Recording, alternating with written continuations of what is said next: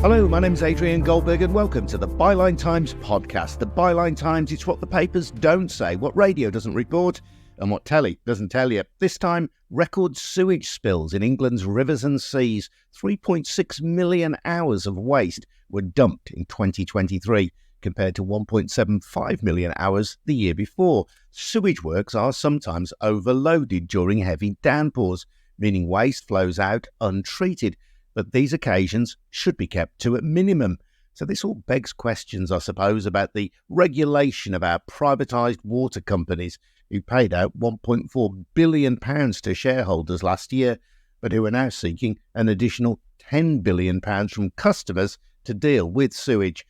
I'm going to speak to Charles Watson. Charles is the founder of the charity River Action. We've also got Johnbosco Nwogbo from the anti-privatisation campaign group We Own It. First, Charles. So, Charles, talk me through these figures. What exactly are they telling us? Well, what they're telling us is that our sewage system has effectively failed. I mean, what country in the world can be releasing this volume of untreated human effluent into nature? That is effectively what's happening. And the reason our sewage system has failed is, we will see an extraordinary blame game being played out.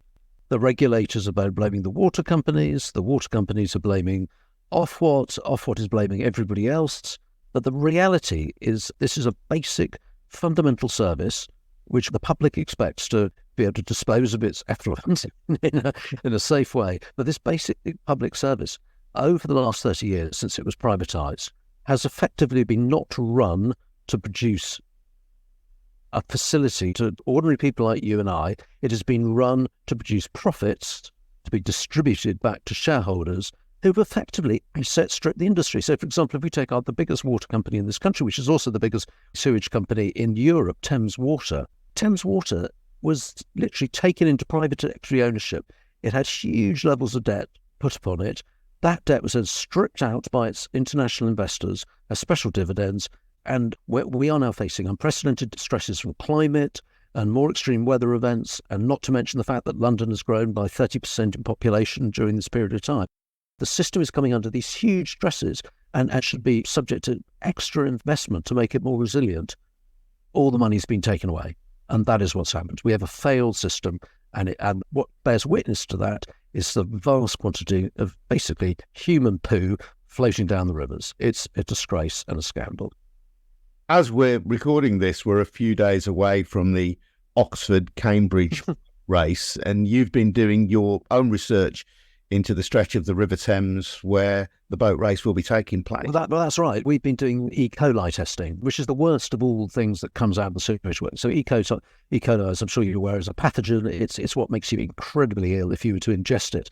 Now, our testing, which has been going on now for the last month in the stretch of water in which the boat race will take place, it's off the scale. So in partnership with British Rowing, we've had to make an announcement issuing a whole set of safety guidelines. So when these athletes finish, instead of doing what they used to do, which was they would, jump into the river and have a big celebration, they're going to have to be basically clinically washed down for their own safety. And since we made the announcement, we have literally had hundreds of messages from people. Most of them are just families, schools who row on the river, of children who have repeatedly got ill because of what's going on. It's not safe. I mean, it is. We literally have a human health crisis, as well as the fact that our infrastructure is broken. And just talk me through this, Charles. As I understand it, because there is a recognition that sewage treatment works may well become overcapacity during very heavy downfalls, water companies are permitted on occasions to spill sewage, raw sewage, into our rivers. And the theory is that the rainfall accompanying it, because they use the same pipes, will dilute that raw sewage. But that there are claims as well, evidenced claims, that water companies have sometimes been discharging raw pollution on days when they shouldn't be. Exactly. So the law says that they can only open the storm overflow gate in exceptional circumstances. That is the words used in the law, and exceptional circumstances are defined by extreme weather events. But as you have just said, there is now unequivocal evidence that there are hundreds and thousands of dry spills taking place, i.e. sewage released into nature, into rivers and into the sea and onto beaches, when there's not a cloud in the sky. And that is primarily, which comes from another huge issue, is the infrastructure that exists is just so underinvested and so antiquated, and pipes break, pipes literally collapse, which means that the water companies now have no option but to divert into the nearest river. So the whole system is in crisis, and the results are here to be seen in these appalling figures that have been announced today. And just so I understand this then, do the figures incorporate both the regulated, permitted waste dumping and the unregulated? They do. They do. Yes. Yes. This is the lot. Yeah. Johnbosco, what do you make of it from a we own it perspective? Oh, it's obviously something that we've been talking about for many years, and our polling demonstrates that it's not just a worry that a small segment of the population on social media has. It's, as Charles has just been talking about, it's a worry that people across the country, families who go out to swim, people who row in the rivers, it's essentially a kitchen table conversation. And I think that it's going to be a litmus test for the parties at the next general election. It's an incredibly important issue. And it's not a regulation problem, right? You're going to hear a lot of people try and boil it down to a failure of regulation. And I think that a really important point for people to take out is that this is not a failure of regulation. We've had regulation for the last 30 years of privatization. I don't know why anyone would imagine that after 30 years, regulation is going to suddenly start working. It's a fundamental failure of privatization. And I'm going to try and illustrate why that is the case, just with a few figures for you. Over the period of privatization, £72 billion have been taken out in the form of profits from our water companies. Those companies have also been loaded up with around £60 billion of debt. Now, between 2015 and 2023, water companies have been fined a total of around £150 million. So essentially, they've made profits of £2 billion a year on average and fined £150 million over a period of 8 years. Scotland kept their water in public ownership throughout this period. And if England had invested at the same rate as Scotland did over this period, the private water companies would have invested about £28 billion more into the water system than they actually ended up investing. So in essence, if they invested in infrastructure, they would have had to invest on average £1 billion a year. But it's so much cheaper and much more profitable for them to write off the fines, really, and dump sewage into our rivers and seas. And just another way to illustrate this fact, water company buses are among the best paid buses in the country. On average, they earn £1,700,000 a year. And that's not because they're not doing a good job. That is precisely because, according to the metrics that matter to the private equity companies that own our water system, incredibly quite unique in the world, on the metrics that matter to them, these guys or these ladies who run our water companies are doing a stellar job. Unfortunately, that means our rivers and seas and families across this country have to carry the cost of that. So you're suggesting really that the companies see the fines that are levied on them by Ofwat as a price of doing business, and a price that is well worth paying for them because it allows them to continue polluting and continuing to make huge profits. I mean, I would imagine that people at home listening to this right now, then it's fairly transparent to people. I don't want to say that if I were in the position, I would probably do the same if my goal was profit, but it's obvious. It's quite obvious, right? And there is a reason why we are unique in the world in doing this way. No other country allows their water companies to serve essentially as a piggy bank for international private equity and their rivers and seas to serve essentially as a toilet. What's happened with our water companies is essentially the government connecting up our toilets with our rivers, which is what has happened in essence. Yeah, we shouldn't romanticize what's going on in Scotland, should we? Albeit that is publicly owned. There has been research published recently showing that there were an additional 5,000 sewage spills during 2022 than had previously been reported. So 19,000 incidents in total, 50 a day. So if you speak to campaigners in Scotland, they won't tell you that the rivers in Scotland are flowing pure and clean. Absolutely. I mean, I don't think anybody should be under the illusion that Scotland or even Wales that recently decided to take their water into a quasi form of public ownership, putting it into a company that's controlled by the government, that it's perfect by any chance. What we are saying is that the system around which water is designed lends itself in England much more to what we are seeing happen than the system in Scotland. It's much easier for the Scottish government to crack down and kind of put the solutions to what's happening than it is in England. We don't control our water in England. We've seen our water bills go up by around 40% since privatisation, and companies like Thames Water are now trying to get the government to allow them to hike it again by between 40 and 60%, right? It's incredible what's happening.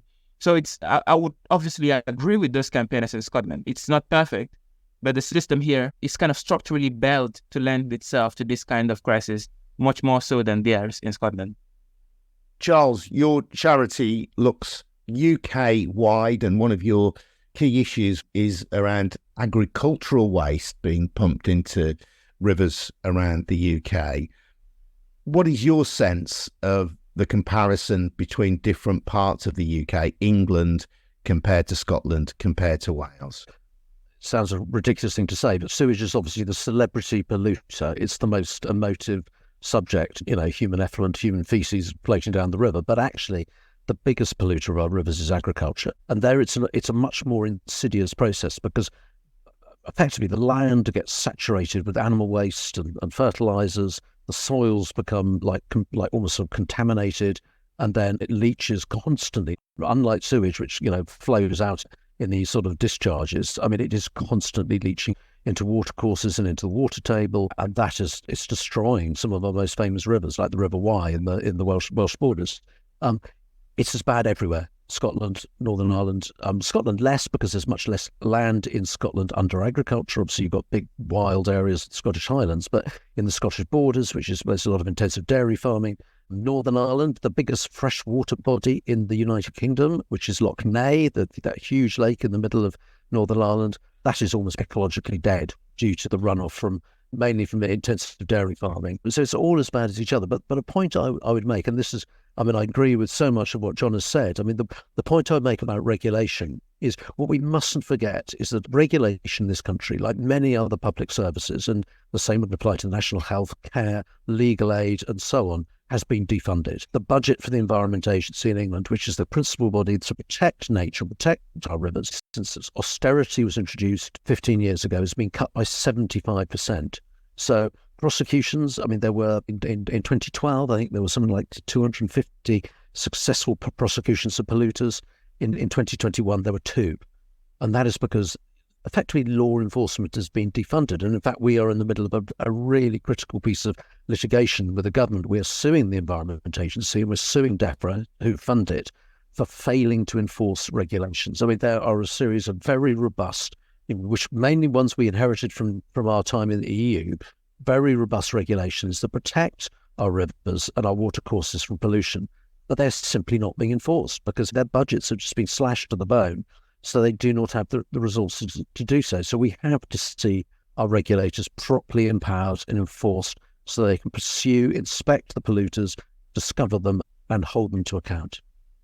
Water UK, which represents the water companies, says the results are unacceptable. They say they demonstrate exactly why we need regulatory approval to upgrade the system so that it can cope better with the weather. And they say they have a plan to sort it out, tripling investment, which will cut spills by 40%, more than double the government's target. And they're calling on Ofwat to improve their proposals, which of course would mean bills increasing, but which they say would also leverage greater investment into the water industry as well. What do you make of that? Well, too little, too late. Of course, we've got to see as much investment as possible, but the time this should have been happening, it should have been in anticipation of these great stresses that are now being placed on the system, not after the event. So there is just now going to be a desperate time of catch-up. And the irony is it's happening now when, if you look at the financial markets, when the cost of capital is way, way higher. In that time when interest rates were at an absolute record low over the last sort of 15 years, that would have been the most brilliant time to ramp up investment. Instead, that's when all the money got stripped out and handed over to shareholders. I mean, this is a major political election issue. And we did a big piece of research across the entire country which showed that this is one of the top 5 issues when people go to the polls, at whatever date it is in the next few months. Thank God it's starting to be accelerated, but it's going to be a desperate game of catch-up, which they'll really struggle to get on top of. Yeah, I do find it quite difficult to believe these private water companies, to be honest. I just wonder if those that are listening to this podcast right now can think of, off the top of their head, how many reservoirs private water companies have built in the 30 years of privatization. And it's quite important to kind of think about the investment needed in our water system as not just investment to fix the sewage spills. That's important. But there's also, of course, we're leaking around 2.5 billion liters of water every single day. And the Environment Agency has already warned about drought problems over the next few years in England and in parts of Wales. And the question is, how many reservoirs do you think the private water companies have built? Charles made a finger, but obviously this is an audio podcast, so you may not have seen it. The answer is 0. They have built 0. All right. And I have a difficulty believing that they will suddenly become serious about investing in the system. And it's quite clear in the language that they use in talking about these issues that they're preparing to pass the buck once again to the regulator and to the government if they don't allow them to hike our bills by a further 40%, right? And they're kind of almost premising their investing into the system on the government allowing them to hike our bills. And I think it's time for us, the public, to make it clear to them that we no longer want this to continue. 7 out of 10 people say they want water in public ownership. It's time the government just moved. And the government can do it now and take them into special administration because of poor performance. That's the power that the government has at the moment, and that's something they could do.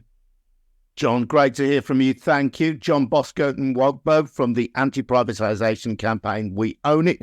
Thanks also to Charles Watson from River Action. I'm Adrian Goldberg. This has been the Byline Times podcast. If you want to support our work, then please consider taking out a subscription to the Byline Times. That's our brilliant monthly newspaper, which contains the best of our online content and also articles that you can't read anywhere else. It is available now on selected newsstands, so do seek it out. But if you want to support it in the long term and us in the long term on this podcast, please take out a subscription. As I say, head over to bylinetimes.com for more information. We'll see you again very soon, but thanks for listening. Take care now. Cheers. Bye-bye.